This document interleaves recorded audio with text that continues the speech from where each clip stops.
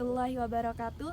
Saya Sofi Alawiyah Amini, NIM 2120401171, Prodi Magister Pendidikan Agama Islam UIN Sunan Kalijaga, Yogyakarta, dengan dosen pengampu Ibu Marhumah. Kali ini saya akan membahas mengenai metode kontemporer memahami hadis Nabi, perspektif Muhammad Al-Ghazali dan Yusuf Al-Qaradawi. Pertama-tama saya akan membahas mengenai biografi dari Muhammad Al-Ghazali. Muhammad Al-Ghazali ini lahir pada tanggal 22 September pada tahun 1917 Masehi di Bukhairah, Mesir. Pendidikan dasarnya beliau tempuh di MI Iskandariyah. Semasa beliau belajar di pendidikan dasar, beliau juga menghafalkan Al-Quran 30 juz. Kemudian beliau melanjutkan studinya di Madrasah Sanawiyah dan lulus selama 2 tahun. Selanjutnya beliau juga menempuh pendidikannya di perguruan tinggi di Fakultas Usuluddin Universitas Al-Azhar, Mesir. Beliau juga melanjutkan studinya magister dengan gelar bahasa Arab di universitas yang sama. Setelah lulus dari perguruan tinggi, Muhammad Al-Ghazali ini aktif di bidang dakwah, pendidikan, dan kebudayaan. Salah satu karya dari Muhammad Al-Ghazali ini yaitu Aqidah Al-Islamiyah. Selanjutnya yaitu mengenai konstruksi pemahaman hadis dari Muhammad Al-Ghazali. Menurut Muhammad Al-Ghazali ada 5 kriteria kesahihan hadis. Yang ketiga terkait sanad dan yang kedua terkait matan.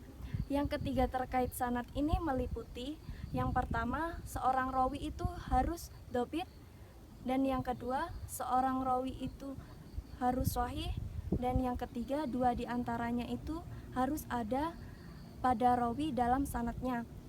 Dan yang kedua, kriteria tentang matan, yang pertama, matan itu tidak mengandung syadz, dan yang kedua, matan tidak mengandung illah qadhihah. Al-Ghazali ini juga membahas mengenai metodenya dalam mengkritik matan. Ada beberapa metode dalam mengkritik matan dari Muhammad Al-Ghazali. Yang pertama yaitu hadis dengan Al-Quran, yang kedua hadis dengan hadis, yang ketiga hadis dengan fakta historis, dan yang keempat hadis dengan kriteria kebenaran ilmiah. Kategori dan contoh tentang kritik dan matan menurut Muhammad Al-Ghazali. Yang pertama itu pengujian dengan Al-Quran, hadis, fakta historis, dan kebenaran ilmiah. Contohnya itu hadis seorang suami tidak diperbolehkan ditanya mengapa ia memukul istrinya. Dan yang kedua, pengujian dengan Al-Quran, kebenaran ilmiah, dan fakta historis. Contohnya hadis tentang kisos. Dan yang kategori ketiga, pengujian dengan hadis, fakta historis, dan kebenaran ilmiah. Contohnya hadis tentang seorang wanita tidak diperbolehkan berjamaah di masjid. Yang keempat, pengujian dengan fakta historis dan kebenaran ilmiah. Contohnya hadis tentang orang tua Nabi yang masuk neraka. Dan yang kelima, pengujian dengan kebenaran ilmiah. Contohnya hadis tentang urusan dunia. Selain Muhammad Al-Ghazali, ada tokoh kontemporer dalam memahami hadis Nabi, yaitu Yusuf Al-Qaradawi.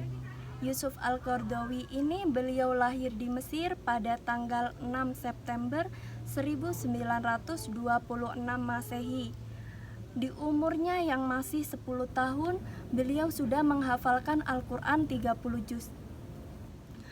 Yusuf Al-Qaradawi ini beliau menempuh pendidikan dasar dan sanawiyahnya di Tanta, Mesir.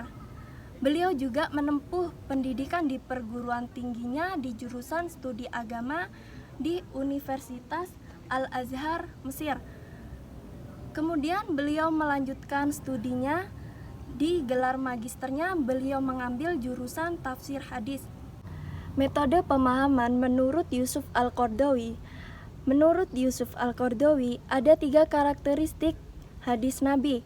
Yang pertama komprehensif, yang kedua seimbang, dan yang ketiga memudahkan. Seorang Yusuf Al-Qaradawi ini merupakan tokoh kontemporer dalam memahami hadis. ada 3 metode yang beliau lakukan dalam memahami hadis. Yang pertama, yaitu pemahaman hadisnya sesuai dengan acuan ilmiah. Yang kedua, memahami hadis sesuai dengan pengertian bahasa, konteks, maupun asbabul wurud dari hadis tersebut. Dan yang ketiga, memastikan bahwa hadis-hadis Nabi ini tidak bertentangan dengan nas-nas yang lebih kuat. Beberapa kriteria menurut Yusuf Al-Qaradawi dalam memahami hadis. Ada 6 kriteria. Yang pertama, memahami hadis Nabi sesuai dengan petunjuk Al-Quran. Contoh hadisnya itu hadis tentang penguburan bayi hidup-hidup. Yang kedua, menghimpun hadis yang setema. Contohnya itu hadis tentang hukum memakai sarung bagi laki-laki di bawah mata kaki. Yang ketiga, tarjih terhadap hadis yang kontradiktif. Contohnya itu hadis tentang hukum wanita berziarah kubur.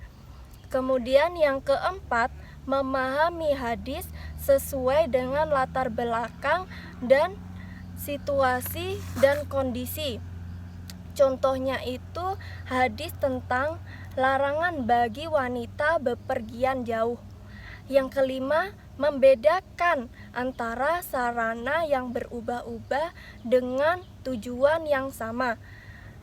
Contoh hadisnya yaitu hadis tentang bersiwak. Dan yang kriteria terakhir yaitu membedakan makna yang hakikoh dengan makna yang majas. Contoh hadisnya yaitu hadis tentang sifat-sifat Allah. Tadi kita membahas mengenai metode kontemporer pemahaman hadis, 2 perspektif tokoh yaitu Muhammad Al-Ghazali dan Yusuf Al-Qaradawi. Tentunya ada perbedaan dan persamaan dari pemahaman kedua tokoh ini mengenai hadis Nabi. Persamaan dari kedua tokoh ini mengenai materinya yaitu tentang persoalan yang saat ini terjadi. Kemudian pemikiran dari kedua tokoh ini sama-sama pemikirannya moderat.